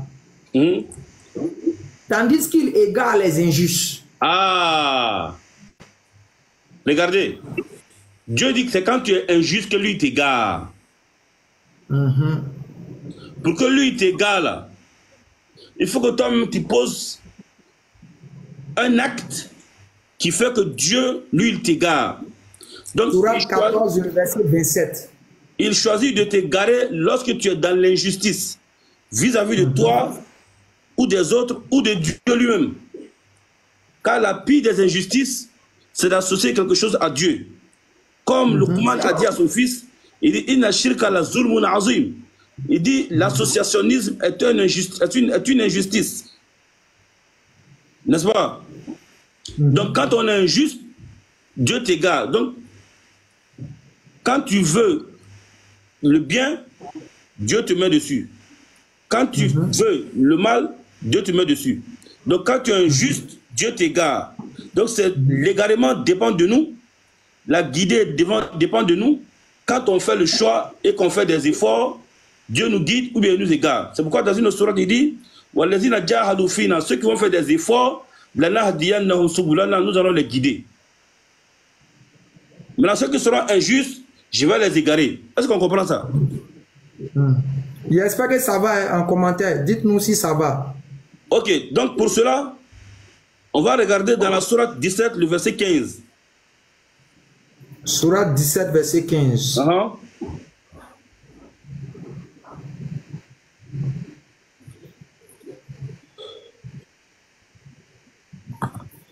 Quiconque prend le droit chemin. Ah, Dieu dit celui qui prend. C'est pas Dieu qui te met dessus, hein.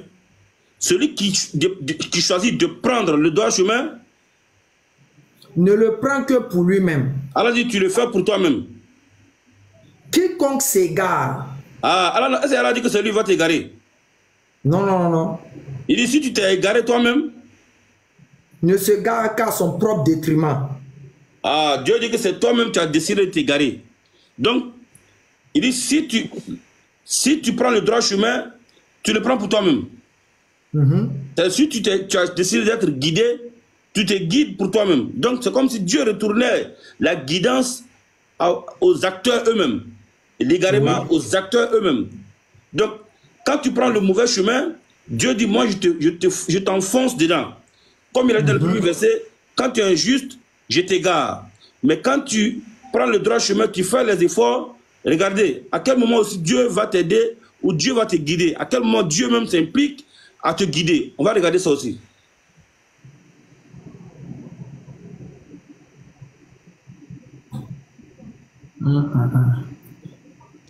Tapotez le live, tapotez le live. On regarde dans la sourate 29 et le verset 69. Sourate 29, verset 69. Et quant à ceux qui luttent pour notre cause, ceux qui vont lutter pour Dieu, c'est-à-dire il fait des efforts pour Dieu, nous les guiderons 7 ans.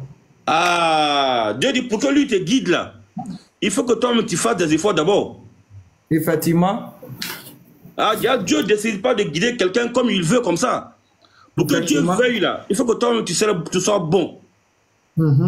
Pour que Dieu veuille te guider, il faut que tu fasses des efforts. Pour que Dieu veuille t'égarer, il faut que tu sois injuste d'abord, comme on a vu dans le verset précédent. Le verset précédent. Donc, le libre arbitre est toujours là. Et Dieu a un choix. Et pour que tu sois dans le choix positif de Dieu, il faut que tu fasses des efforts. Et pour que tu sois dans le choix négatif de Dieu, il faut que tu sois injuste. Tu es injuste. Ok. Donc, la sœur Sabrina, ça va un peu? Il essaie de nous confirmer. Il y a d'autres qui disent oui, ça va, qu'ils ont compris maintenant ce qui est visé. Ok. Donc, comme je l'ai dit, en fait, l'enseignement ici que l'imam donne, ça a deux volets. C'est-à-dire pour le musulman et pour le non-musulman qui se pose des questions. Mais comme nous le savons, comme nous le disons, famille, nous, on parle pour ceux qui veulent comprendre. Donc, même si les non-musulmans viennent en commentaire pour dire il n'a rien dit, il a parlé comme ça, on n'a rien compris.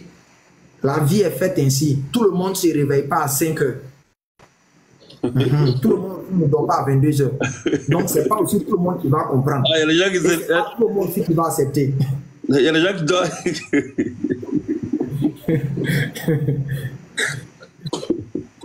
Ah, tout le monde ne dort pas à 5 heures. Tout le monde ne se lève pas à 5 heures. Voilà, c'est vrai. Parce que j'ai compris, moi j'ai toujours dit ça à mes frères musulmans. Parce qu'il y a d'autres, quand ils voient que les non-musulmans font comme s'ils ne comprennent pas là, ils se disent que l'explication qu'on a donnée n'est pas vraie. Et moi j'ai toujours dit ça et je vais tout y répéter. C'est une stratégie en débat. Si vous n'avez pas compris, c'est une stratégie en débat. C'est-à-dire quand tu fais un débat, il y a des stratégies que tu peux adopter pour déstabiliser ton adversaire. C'est-à-dire tu donnes l'impression qu'il n'a rien dit. Tu donnes l'impression qu'il n'a rien dit. Ouais. Donc quand c'est comme ça, ceux qui sont faibles d'esprit pensent que réellement ce que tu as dit est faux. C'est vrai. Il y a la stratégie dans les débats qui est lequel. C'est-à-dire qu'il faut persister sur le mensonge pour donner l'impression qu'il est vrai. C'est vrai. Exemple simple. Quand les chrétiens nous disent que Jésus est Dieu, ça c'est un gros mensonge. Donc ils ont besoin de toujours répéter pour que ça reste dans la tête comme quelque chose qui est vrai. Alors qu'eux-mêmes ils savent au fond de leurs âmes. Non mais pas fini, eux-mêmes finissent par croire à leur mensonge. Ils finissent par croire à leur mensonge et ils sont posés dedans. Parce qu'ils ont trop de côté. Hier, imam, j'ai fait cette digression. Hein. Hier, comme ça, j'ai pris, écoutez bien, j'ai pris un verset. Il y a un chrétien qui est monté sur mon live. Il a pris la sourate 27. Le verset 8 par là. Où on dit, béni soit celui qui est dans le feu et autour du feu. Donc, par là, le gars, il visait quelque chose. Il veut nous faire comprendre qu'Allah est descendu sur terre. Allah est venu dans la création. Mais il n'a pas fait sortir sa bouche, hein, puisqu'il sait que c'est ce qu'il vise réellement. Il a dit, on va faire quelque chose de simple. Il a dit, frère, actuellement, est-ce que je suis avec toi? Il dit, oui, que tu es avec moi. Il dit, comment je suis avec toi? Et non, j'attends ta voix, je te parle par le téléphone. Il dit, mais est-ce que je suis physiquement, on se touche, on se sent là-bas? Il dit non. Il dit, c'est comme ça, Allah est en train d'agir dans le feu. Allahu Akbar. Il est resté là, quoi. Bon, tu sais, et puis il a commencé à philosopher. Donc les frères en commentaire disent, Ekra, il ne faut plus parler. Si tu ajoutes un mot, c'est fini. On ne va plus rien comprendre. Tu as déjà tout dit, ça. Ekra, pardon, il ne faut plus parler. J'ai tout compris. Maintenant, je l'ai ramené maintenant une question. Il lui a dit, frère, on va faire quelque chose simple. Est-ce que pour toi, Jésus est le Dieu créateur des cieux et de la terre? Il m'a dit oui, que c'est une évidence. Regardez ce que j'ai dit. Je vais donner ça encore. Moi, ce verset-là, il n'y a aucun chrétien qu'à la fin du monde qui pourra contredire ça. Aucun. Regardez, lui-même dans sa tête, il va comprendre le sens du verset. Excusez, on va finir la publicité là et puis on va acheter. Il va comprendre le sens du verset, mais qu'est-ce qu'il va faire? Il va vouloir la jeter sur moi. Regardez, il a pris Jean 11, le verset 19. Et le verset 19, regardez là, par là. Regardez ce verset. Jean 11, verset 19. On dit quoi? On dit, beaucoup de Juifs étaient venus vers Marthe et Marie pour les consoler de la mort de leurs frères. Lorsque Marthe apprit que Jésus arrivait, elle alla au-devant de lui. Tandis que Marie se tenait assise à la maison. Marthe dit à Jésus, Seigneur, si tu eusses été ici, mon frère ne serait pas mort. Regardez maintenant la partie, le verset 22. Mais maintenant, je sais que tout ce que tu demanderas à Dieu, Dieu te l'accordera. Il dit, aucun chrétien sur la surface de la terre n'a jamais vu Jésus. Marthe a vu Jésus. Aucun chrétien sur la surface de la terre n'a entendu la voix de Jésus. Marthe a entendu la voix de Jésus. Aucun chrétien sur la surface de la terre ne connaît en chose sans l'odeur de Jésus. Marthe a senti l'odeur de Jésus. Aucun chrétien sur la surface de la terre ne connaît l'habillement de Jésus. Marthe a connu l'habillement de Jésus. Mais regardez, elle est en face de Jésus. Et puis elle dit quoi? Maintenant, je sais que tout ce que tu demanderas à Dieu. Comment Marthe peut être en face de Dieu, selon eux les chrétiens, et puis elle va dire à ce Dieu-là que tu vas demander à Dieu, il va t'exaucer. Comment? Donc je lui ai posé la question, il faut m'expliquer le verset là. Marthe dit quoi? Et ça veut dire quoi? Regardez ce qu'il dit. Hein. Il dit dans ce verset, regardez ce que le chrétien il dit dans ce verset, on voit ça donne l'impression comme si Marthe est en train de parler d'un autre Dieu. Donc déjà lui-même au fond de lui-même, il savait que le verset est en train de dire clairement que Jésus n'est pas Dieu. Que Marthe est en train de lui faire parler d'un autre Dieu. Mais il dit quoi dans ce verset? On voit l'impression que Marthe est en train de dire, en train de parler d'un autre Dieu. Mais il faut que tu saches que c'est son corps qui était là, qui parlait. Il a commencé à raconter des philosophies. Il a dit frère c'est bon, je ne parle plus, ça s'arrête là. Et ce verset-là, il a dit à tous les musulmans, vous n'avez pas besoin d'aller loin. Parce que leur propre Bible dit, celui qui a vu là, son témoignage est vrai. Allahu Akbar. C'est leur Bible même qui dit ça. Quand vous prenez, je crois bien Jean 21, verset 19, on dit celui qui a vu, son témoignage est vrai. Maintenant, vous les chrétiens, c'est à vous que ça s'adresse. Je suis un converti, je suis devenu musulman. Parce qu'il y a des choses, on ne peut pas accepter. Donc, on vous parle en tant que des gens qui étaient d'anciens chrétiens. Vous pouvez reprocher ça à ceux qui sont des musulmans qui viennent vous parler. Parce que peut-être vous êtes donc qui n'ont jamais vécu dans le christianisme. Mais nous, on a vécu dans le christianisme. On a parcouru le christianisme. On a vu des choses. Mais remarquez, nous, on n'aime pas venir faire témoignage. Parce que nous savons que témoignage, on peut fabriquer ce qu'on veut. Le plus souvent, remarquez, nous, on ne vient jamais dire non, j'étais ancien chrétien, quand j'étais là-bas, je ne mangeais pas, je ne dormais pas. C'est quand ici, les musulmans, ils ont mangé, ils ont dormi. Vous n'allez jamais nous voir faire ce genre de prêche. Parce que chez nous, l'éducation que l'islam nous a donnée, ce qui est important, plus que tout au monde, plus que même nos papas, nos mamans, c'est le tawhid, l'unicité de Dieu. C'est pour ça que matin, midi, soir, nous, on travaille dessus, on prêche dessus, on vous parle dessus. Je dis, mais un tel verset comme ça, vous n'avez jamais vu Jésus, vous n'avez jamais senti, vous n'avez jamais entendu sa voix, vous ne connaissez pas la couleur de ses yeux, ni de ses cheveux, sa taille, rien. Mais Marthe qui a vu votre Dieu, soi-disant là, comment est-ce possible que Marthe peut dire à Dieu, elle voit du moins, c'est-à-dire, imam, c'est comme non, aujourd'hui, on nous présente devant le président de la République. Le président de la République, M. Alassane. Et puis tu arrives devant M. Alassane, et puis tu dis, Monsieur le Président, je sais que tout ce que vous allez demander au président, il va vous accorder. C'est le président lui-même qui sera devant toi, et puis tu as dit cette parole-là.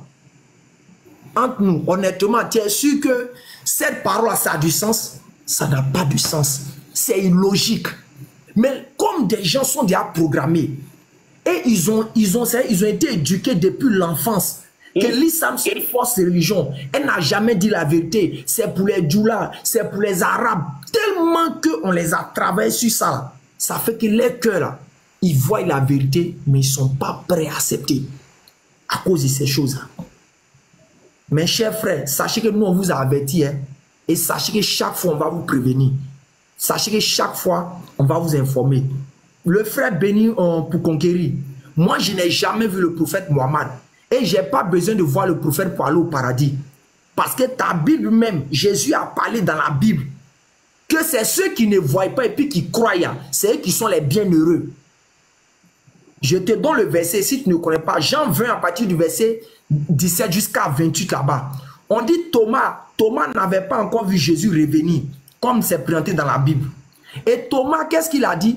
Il a vu Jésus, il était étonné. Il dit, si moi je ne vois pas Jésus, je ne vais pas croire. Mais quand Jésus a vu Thomas, qu'est-ce que Jésus a dit à Thomas? Jésus a dit à Thomas, heureux celui qui n'a jamais vu et qui croit.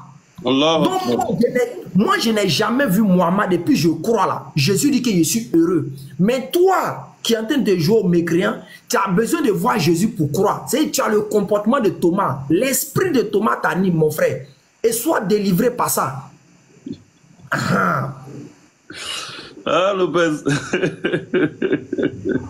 On n'est pas encore rentré dedans. On nous regarde seulement. Donc, chers frères musulmans, soyez sereins. Wallahi billah, quel que soit tout ce que mes parents chrétiens vont venir vous dire, comme je vous parle en tant qu'ancien chrétien. C'est-à-dire, vous savez, c'est comme quelqu'un qui a construit une maison et sa fondation n'est pas solide. Tout le monde va voir la maison beau, jolie. C'est comme ça le christianisme est. Le christianisme est très joli de l'extérieur. Très très joli de l'extérieur. Mais il n'a pas de fondement. Pourquoi je vous l'ai dit? Prenez les prêches des pasteurs. Si vous voulez, faites cette analyse. Décidez d'ouvrir votre tête, votre cœur. Vous dites, bon, aujourd'hui, je vais prendre 10 prêches des chrétiens, 10 prêches des musulmans, et je vais voir quel est le message que chacun vécu à la base et qui correspond à celle des prophètes. Vous allez remarquer, sur 10 prêches que mes parents chrétiens vont organiser, ou bien ils vont dire qu'ils ont des veilles, ça va tourner sur affaire de tu vas guérir d'une maladie. Dieu va faire un miracle pour toi. Dieu va faire ceci. Vous n'allez jamais les entendre prêcher sur l'unité de Dieu lorsqu'ils font les caravanes. Mais prenez 10 prêches de musulmans. Vous allez voir, le musulman va commencer la prêche par quoi? L'unicité de Dieu. Il va commencer la prêche sur quoi? L'identité de Dieu. Lopez. Mais jamais vous ne verrez ça chez les autres. Lopez. Oui, imam. Voilà, d'abord, je veux vraiment rentrer dans le même sens que toi, avant qu'on va donner le choix, le truc aux gens pour poser des questions, avant qu'on va fermer le live. Aujourd'hui, je pense que c'est aujourd'hui même, ce matin, j'ai vu une des vidéos de Makoso. Makoso, c'est un ami. Et comme beaucoup de chrétiens sont des amis, à nous et à vous. J'ai vu une de ces vidéos dans laquelle il disait que c'est vrai, c'est quelqu'un que beaucoup de personnes ne prennent pas au sérieux. Bon, voilà. Mais il a fait quelque chose aujourd'hui que j'ai vraiment attiré mon attention. Quand il disait que le fait de dire aux gens que je prophétise sur ta vie, cette année serait ta vie, cette année serait la vie de ton succès, des trucs comme ça là. Il dit ce sont eux qui ont commencé ça ici à Abidjan.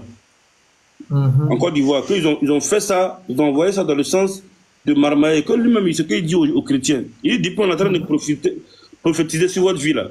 Quelle vie a changé?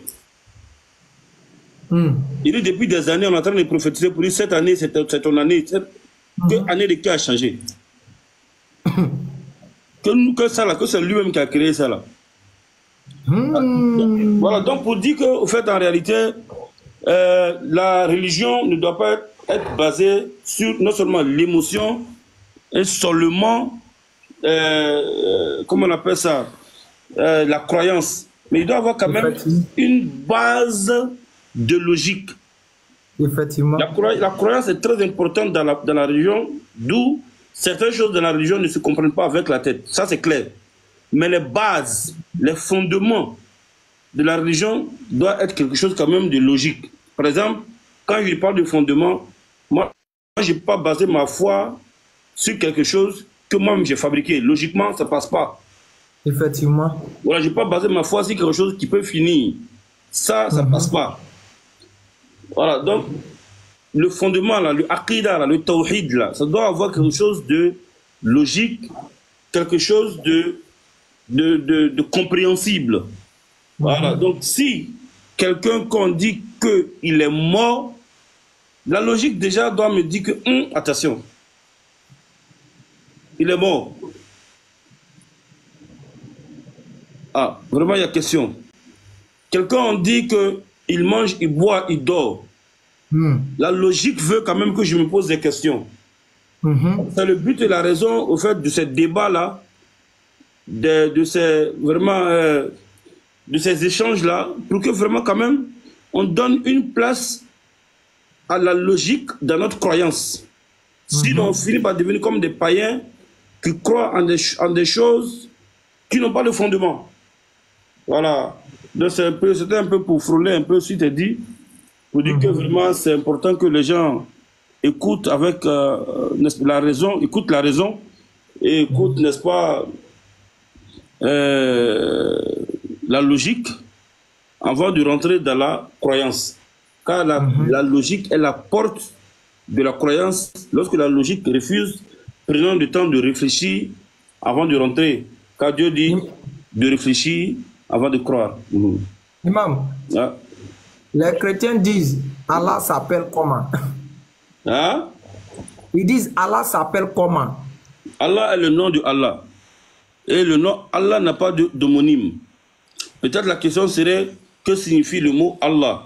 Sinon, Allah directement c'est le nom de Allah. Donc dit Agib s'appelle comment?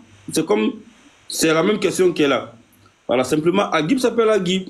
Donc c'est pas intelligent. Ils disent Allah veut dire Dieu. Hein? Ils disent Allah veut dire Dieu. Allah ne signifie pas Dieu. Et le mot Allah n'a rien à voir avec Dieu, car le mot Dieu a ses origines. Voilà, même par abus de langage, on dit Dieu, Dieu, Dieu, Dieu. Voilà, sinon le mot Dieu a ses sens chez les Grecs, chez ceux qui adorent, n'est-ce pas, Dieu. Nous, on adore Allah. Et Allah, dans le sens profond du mot, veut dire le seul qui doit être adoré. Le seul à être adoré. Voilà, donc Allah, c'est le nom de notre adoré. Le nom de celui que nous implorons s'appelle Allah. Et ses attributs sont beaucoup, jusqu'à 99. Sinon, tu diras que tout ça aussi sont ses noms. Rahman, le miséricordieux, le tout miséricordieux, le clément, le vivant, l'éternel, etc. sont les noms de Allah, sont les attributs aussi de Allah. Même, regardez, Imam, le fait de... Le Coran, ceux-là, regardez ce qu'ils même disent. Ils ont mis le nom Allah, ils ont dit traduction du mot l'idéal absolu. Allah, on dit quoi? Non propre. On dit non propre. Allah, c'est un nom propre. Bon, comme les... Bon, c'est pas un nom, on a compris. Il faut prendre trophée là. Maintenant, j'aimerais aussi rappeler chose. Imam, il y a des gens qui disent non que Jésus, c'est le nom de Dieu. C'est-à-dire, c'est une méchanceté qui n'en dit pas son nom. Une personne qui vient dire que Jésus, c'est le nom de Dieu, c'est un menteur. Jésus ne peut jamais être le nom de Dieu. Parce que ce nom-là, ça existait même avant ce dernier. Beaucoup de gens ont porté ce nom avant lui. Mais la plupart... Imam, oui, Imam. Vas-y. La plupart de mes parents chrétiens ne savent pas. Regardez quelque chose. Hein. J'ai une Bible ici. Regardez. Vous allez voir quelque chose. Regardez bien. Regardez bien. Hein. Vous allez comprendre quelque chose. C'est-à-dire, Jésus, à l'époque, il savait que le nom Jésus existait. Parce que si ce nom n'existait pas, pourquoi cette scène va se dérouler? Regardez bien, regardez bien. Matthieu combien? Matthieu 27. Tout le monde, regardez, vous pouvez enregistrer. Matthieu 27, le verset 15. Suivez bien moi. À chaque fête de la Pâque, le gouverneur avait l'habitude de libérer un prisonnier. Et je précise, hein, dans les Bibles, Louis II, tout, ils sont allés écrits, ils n'ont pas mis le nom Jésus, ils ont mis d'autres noms là-bas. C'est-à-dire, chaque fois, ils font ça pour effacer les preuves. Mais comme nous, on garde toujours nos Bibles là pour les attraper. On vient. À chaque fête de Pâques, le gouverneur avait l'habitude de libérer un prisonnier. Celui que la foule veut. En ce moment-là, il y a un prisonnier célèbre. Il s'appelle quoi? Tout le monde avec moi. Il s'appelle quoi? Jésus Barabbas. Jésus Barabbas. On dit un prisonnier célèbre. Et les gens se sont rassemblés. Et Pilate leur demanda, je vais vous libérer un prisonnier. Qui voulez-vous? Jésus Barabbas ou Jésus qu'on appelle le Messie? La question à ce point, si vous nous dites que Jésus c'est le nom de Dieu, le nom propre de Dieu dans le Nouveau Testament là-haut, comment se fait-il qu'il y ait un prisonnier qui s'appelait Jésus? Et quand on va dans le sens étymologique de Bar Abbas, ça signifie le fils du Père. Bar Abbas, ça signifie le fils du Père. Allez chercher la définition de quoi? Du mot Bar Abbas. Mais la plupart de nos parents, bon imam, comme on dit, on va laisser les gens s'amuser. Et on va toujours continuer à donner l'enseignement. Voilà, c'est très bien, c'est très bien dit, c'est très joliment dit. Et c'est trop, Masha'Allah, Masha'Allah, Masha'Allah. La vérité est tellement belle, la vérité est tellement, libère tellement, la vérité donne vie à celui qui épouse la vérité, celui qui découvre la vérité, celui qui s'accroche à la vérité, vit. Et sa vie est une vie de liberté, de libération. C'est une vie de Masha'Allah. Il ne se cache pas, il est fier, il est content. Quand il parle, le seul moment où le détenteur de la vérité peut être frustré, c'est quand il voit ses bien-aimés s'enfoncer avec entêtement dans l'égarement. C'est en ce moment qu'il peut être attristé. Sinon, la vérité fait vivre. Épouser la vérité donne l'harmonie avec soi-même. C'est beau. Regarde ce que tu viens de dire. Pour un chrétien qui voudrait, par exemple, la vérité sur le nom de Jésus, il vient d'être libéré comme ça. Son âme, il va dire, mais attends, il ne va pas être dans l'esprit de celui qui va dire, non, non, non, il ne est pas d'accord. Alors que lui-même, au fond, il vient d'être confus. Il devrait faire un petit moment de stop pour dire, et pourtant, ce qu'il a dit là, c'est vrai. Mais rester dans le déni, rester dans l'entêtement, c'est dangereux pour l'âme. C'est dangereux pour soi. Ce n'est pas une fierté de détenir la vérité. C'est une grâce de se retrouver dans la vérité. Ce n'est pas une fierté de montrer la vérité, mais c'est une tristesse de ne pas pouvoir faire accepter la vérité. Celui qui détient la vérité absolue appartient à Dieu. Mais c'est dans les échanges qu'on s'aperçoit que l'autre a la vérité que je n'ai pas. Je suis dans l'égarement, j'ai besoin de me mettre en cause. Écouter, réfléchir, analyser et conclure, prendre une décision. Soit je reste dans le faux, soit je reste dans la vérité. Si on dit Jésus, par exemple, comme il vient de dire le frère Ikra, que c'est, comme vient de dire quelqu'un tout à l'heure, que c'est le nom de Dieu. Et dans la même Bible, on trouve que le nom Jésus a existé même avant l'arrivée de Jésus lui-même. Ça veut dire que Jésus-Christ est venu prendre le nom Jésus dans une société où il y avait déjà le nom Jésus. Donc Marie a donné le nom Jésus à son fils, pas parce que ça signifie Dieu, mais parce que les Juifs, dans les traditions, utilisaient ce nom. Donc elle l'a épousé. La preuve en est que Ce nom a existé avant même Jésus lui-même. C'est comme le nom Mohammed. Ça existait avant le prophète Mohammed. Le nom Moïse a existé avant le nom Moïse. Chez nous, par exemple, le seul nom des prophètes l'un des seuls noms, pour dire comme ça, qui a existé, qui n'existait pas avant l'arrivée de son détenteur, c'est Yahya, Jean le Baptiste. C'est lui qui a été la première personne qui a porté le nom Yahya. Sinon, avant lui, en dehors de lui, les autres noms des autres prophètes ont toujours existé. Mais c'est pas grave. Si on dit Jésus, ça veut dire Dieu, c'est le nom littéraire de Dieu. Il faut nous le prouver aussi littéralement. Dans la culture des Juifs, est-ce que le nom Jésus n'existait pas? Il faut nous le prouver. Merci au frère Lopez et Barakallah Fikoum. Si on doit donner le temps à des gens à poser des questions, on va leur donner le temps au contraire, Inch'Allah, je pense qu'on va arrêter le live. Ok, Inch'Allah. Donc, Imam, vous pouvez descendre à partir de chez vous là-bas. Inch'Allah. Okay. Donc, merci à vous. Barakallah Fikoum. Merci. On va retrouver. Vraiment, merci encore et qu'Allah nous garde. Ok.